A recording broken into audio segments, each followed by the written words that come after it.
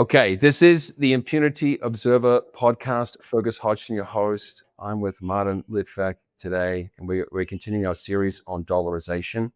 Martín has been on our show before, a great, let's say, friend of the publication and an expert on lots of things, but let's say international wealth preservation and tax efficiency. And so he is an Argentine expat based in the United States. From memory, you're in Miami. I am in Miami, yes. So, Martín, you're based in Florida, but an Argentine exile. And I wanted to have him on to discuss, let's say the fascinating developments in Argentina, especially with regards to the currencies and what that means, because it really has a huge impact on capital controls and what people can do in terms of moving their assets around. So, Martín, thanks so much, mate. And what have you been following? What news out of Argentina has caught your attention of late? Do you primarily serve Argentine families, both in and outside the country?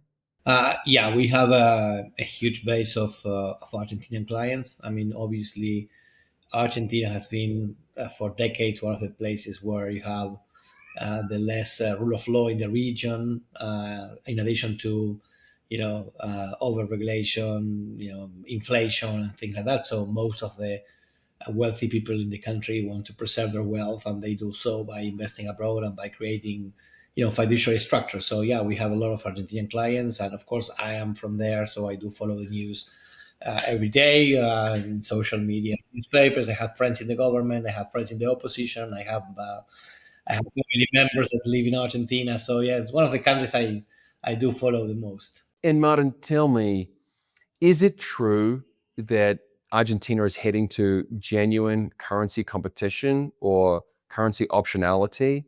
That is what the government has been saying. There are some changes in the regulation that clearly go in that direction. I think we are still in the first few steps of that way, and there are other things that need to happen before that is in place.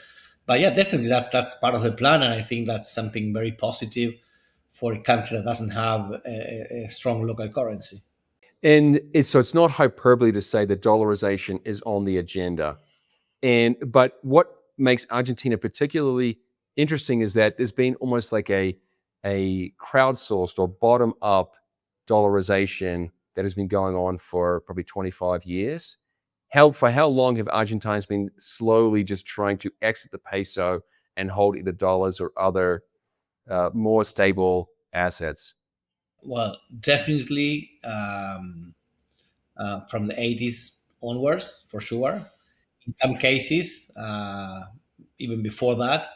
But I think before that was more about diversifying, preserving the wealth, but it was not so much to protect it, to make sure that the government cannot uh, put their hands on the savings of the people. So in the 80s, we had a couple of very strong hyperinflation processes, and from that onwards, the amount of dollars owned by Argentinian families abroad, was increased basically every single year. I mean, now it's interesting what is going on, which is people maybe not sending everything abroad, trying to look for opportunities in Argentina, and some people maybe thinking of bringing some money back, which is not something that would happen. And this is one of the differences when you compare people in Argentina and their behavior with people in other places in South America, for example. There are a lot of people in South America that would send the money abroad when there is a government they don't like, but as soon as things look a little bit better, they bring the money back. And in the case of Argentina's money that went out never came back, essentially. So that's one of the big challenges for the government: how to make sure not only that people start to keep the money in Argentina, but how to convince the money that's abroad to go back to the country. And I think that has to do with taxation in one to certain extent, but also has to do with rule of law, which is one of the big um, problems of Argentina traditionally. Yeah, and last time we spoke with you, you mentioned that you really wanted to see more of a direct confrontation with the incredibly burdensome and complicated tax burden in Argentina. How much progress has been made in that direction? Well, not that much, to be honest. Like one of the main critics towards this government. I mean, it hasn't changed a lot. We still have the same, pressure on taxpayers, and there are many excuses for not doing that. The government says that they don't have the votes, that they need more uh, representatives in the midterms. But the fact is that they didn't even try because there was no bill sent to the government to the Congress to address these issues. And I don't think they have a clear idea on how to do it. I mean, now they are talking about increasing tax competition between provinces, which are the states in Argentina, which is fine. I think that's the way to go. But they want, ideally, well, at least from what they said to the press, they want this competition to be around the VAT. Um, and actually, I mean, all the experience of countries where there is good internal competition, um, the main tax that allows the competition is income tax, which is bigger than VAT. So if we look at the US, for example, where you have different levels of income tax, federal, state, and even city tax. If you look at Switzerland, if you look at Spain, all those countries allow for the states to compete with different levels of income tax. I think that's something that the government should take into consideration. But at the end of the day, it's positive that at least they're talking about tax competition that was a taboo topic for decades. Yes. And how much legs does the government or this particular administration have in that? Can we be optimistic that a move towards more classical liberalism or right libertarianism, however you want to describe the current administration, will actually outlive the current president? That's one of the biggest concerns. I mean, Argentina has always been a very personalist country. I mean, we have strong leaderships always in the history of the country, and Javier is not an exception. So, no, I don't know who will be following him. There are a couple of names, but nobody can say if this government will still is the favorite in, let's say, 2 terms, who is going to be their candidate. With Javier expected to win re-election, that would probably be the case in 3 years' time. But after that, it will be either his sister, who is clearly don't have the expertise. Maybe one or two of the legislators have good image, but it's difficult to predict at this time. 3, 4, 5 years is long term in Argentina, so we have to wait and be patient. But at the end of the day, also, I mean, I think that it's not at one point if the voters have understood that this is the way to go in terms of liberalizing the system and reach a bigger level of freedom. Maybe they also understand that at one point that is more important than the idea than the person behind the idea. Maybe be a better time for Argentina in the future. That is one of my concerns, that so much of this change or reform stems from one personality. It doesn't seem healthy to me, and it makes it more fragile to being overturned in the future. No, I agree 100% with you. I mean, unfortunately, this is the only option Argentina has. But yeah, I dream of a time where you have uh, two parties, with different ideas, where the important thing is to pick the right idea, not to pick the right person. Uh, but Argentina is a very mature country, so we have to walk before we run. So I think that all the with all options considered, this was probably the best one, and I would have hoped for Javier to create a more democratic type of political party, but so far it's very personalist, and I don't think that will change. I would like to announce my latest book. The Latin America Red Pill, My Search for Freedom South of the Border, available in Spanish as La Píldora Roja de America Latina. This book distills 15 years of exploration and analysis and is part autobiography. If you want to get past political correctness to understand the reality on the ground, read the Latin America Red Pill. You will learn how to survive the law of the jungle, when a move to Latin America makes sense, the key to entrepreneurial success in the region, what Latin America needs to achieve development, and a whole lot more. Go to Amazon.com or click the link below to get your copy. Thank you. I'm recording this in Quito, Ecuador, and they've just come up to 25 years of dollarization here, and it has become an institution in the country, an institution that really has consequences, that it is an impediment to the expansion of the state or the expansion of populism. I guess one, you touched on this at the beginning, but have there been meaningful changes towards dollarization that will again outlast Javier Milei? And are there other institutional changes that would make Argentina, yes, more competitive, more attractive, both to keep money and, as you said, to attract it back? Are you seeing any of this, or is it a lot of hot air? No, I mean, so far there has not been any change that cannot be, let's say, changed back by the future government. So the reform that Ecuador has done was much more profound. It can be done in Argentina, but we'll probably need certain changes to, either the constitution or the law that regulates the central bank, or both. And I don't know if Argentina is ready for that. I actually, and on this, I probably agree with Javier that it's better for Argentina if a competition between currencies where most people will anyway elect the dollar against a dollarization by law, because we had laws in the past that were supposed to generate peace of mind to the people, and they did the opposite, because at the end of the day, I remember, I don't know if you're familiar, you probably are, with what is called the corralito in Argentina, which is an economic measure where the government froze and all the assets of all the bank assets of the people in Argentina. Yeah, what year was that? That was December the 3rd, 2001.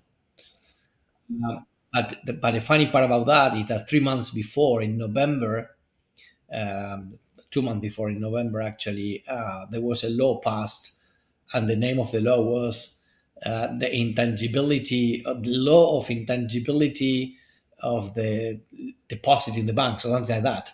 So, and people say, okay, so now there is a law that says that nobody can touch my money, so I feel safe. Now, 45 days later, everything got frozen. So we in Argentina don't believe a lot in legislation, to be honest. Yeah. And how do you see actions on the ground, right? Both in terms of the layman and then the higher net worth families. How are they responding to the last year or two of the new administration? Well, I think there is optimism in Argentina, basically because, again, we never had a president that spoke so loud about freedom and markets and foreign investment and stuff like that. Even though not always the acts are consistent with the speech, but at least we have somebody talking about these things that we didn't have before. So there is, I think, a certain optimism. I don't see still people bringing back the money, which is a way to show real optimism. But at least, I think that you know there has been a lot of discussions about what to expect from a country like Argentina. There were people saying, we need to make Argentina great again, like using the MAGA.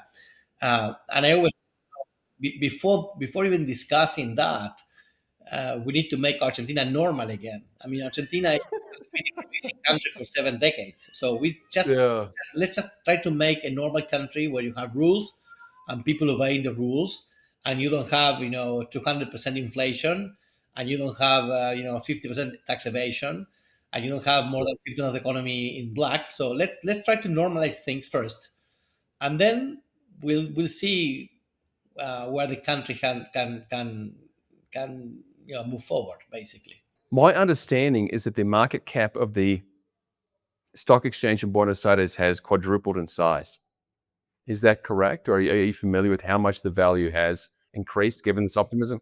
Probably correct. No, it's probably correct. I mean, the value of the shares were, In the doldrums. They were just so low before.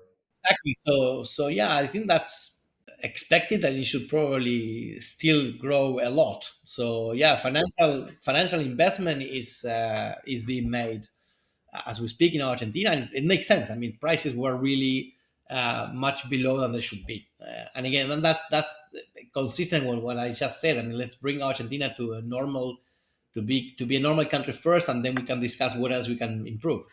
So yeah, right now you're saying that we have the right, let's say, rhetoric going on, although not necessarily all that showing up in actual policy application, just because there's inertia. It's so difficult for one man and his cabinet to turn a country around. And there is optimism reflected in the higher value of the stock market, but not necessarily huge action in terms of capital moving between countries. You've not witnessed that yet. No, yeah, and again, and I think that in the next few months or years, you will see, for example, a lot of foreign investment in, let's say, retail or services coming back to Argentina. I mean, brands like, I don't know, H&M or Gap or Five Guys, they are everywhere, and they're not in Argentina with a population of 50 million people. So I'm sure they will come to the country, and you will see a lot of foreign brands in the streets. But the big question here is whether Argentina will attract money for infrastructure, for bigger projects, for infrastructure. Because again, we did have in the 90s, we opened up the economy, all this brand came, but Argentina was very expensive. We at Argentina were traveling around the world because everything was cheap for us. But then great crisis appeared again, and because there were no infrastructure, there were no big investments. It's like we erased those years essentially. So there was no real gain in all these brands coming to the country. So again, I think we need to learn from mistakes and make sure that this time the changes are made, especially again in terms of rule of law, so that people will bring not money for smaller investors that are easy to take away when things go wrong, but for medium term and long term, capital intensive investments.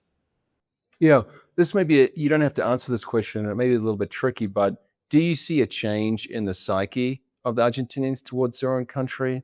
A chapter in my book, The Latin America Red Pill, addresses why Argentina or Buenos Aires specifically is the world's psychotherapy capital. Right. This is a famous, observation, and there was a great movie about it called Argentina in Therapy from about 20 years ago. Is Do you see let's say a changing of the guard or a turning there where, let's say, national pride is on the rise and that can be harnessed towards this kind of, like you said, major infrastructure, real optimism that would be meaningful and lasting? Yeah. I think what happens with Argentina, and I don't know if this answers the questions or is just another thoughts but I think Argentina is like that person that starts to go to the gym, and after 5 days of not seeing changes, just go to the gym. You have Yeah, yeah. to this phase where you are doing all the efforts and nothing happens. And if you can go and survive that period, then things will improve. Now again, we are making a lot of efforts in Argentina now. I think they will need to continue making those efforts, even if there is no positive results in the short term, because eventually, if you do the right thing and if you move forward with the let's say the debureaucratization of the country, and you reduce a little bit taxes when you can, and you eliminate some restrictions, in the long run those are the right moves. And if you keep doing those for so many times, then at one point suddenly the country will be again a reasonable standard country where you can live and plan ahead. Because the big problem of Argentina is with the inflation and the lack of rule of law and the political instability, you cannot plan. Even if you cannot plan, you cannot grow. Yeah, I mean, what I mean though is that there obviously is a great deal of national pride in Argentina and maybe a desire to return Argentina to, let's say, the glory of the past. Like you said, this make Argentina great again sentiment, and to make Argentina really a more dominant or prominent country, akin to maybe Australia or Canada. Is that in the psyche, or is that really being talked about at this stage? Well, those are the discussions we hear every time we are in Argentina. The problem is again is um, this is like again if you and I understand sometimes 100 years ago Argentina was one of the best countries in one of the best leagues. Now you are in fourth division, so yeah, maybe one day you will go back to first division and will be one of the greatest. But at the time being, you have to focus on how to move to the third division. So that's the problem we have. I mean, I think the ego is a big problem. I mean, every Argentinian believe that is the best country in the world, and there is a big difference between what we believe at heart and the reality. It is. It's tough, mate. You know, I lived in Argentina for a year, and it's a country I care about a great deal. And I saw that challenge where there, and I love rugby, and the Pumas are a wonderful team, of course, very proud and great players. And you see that challenge of how this country can match the pride or the patria, right?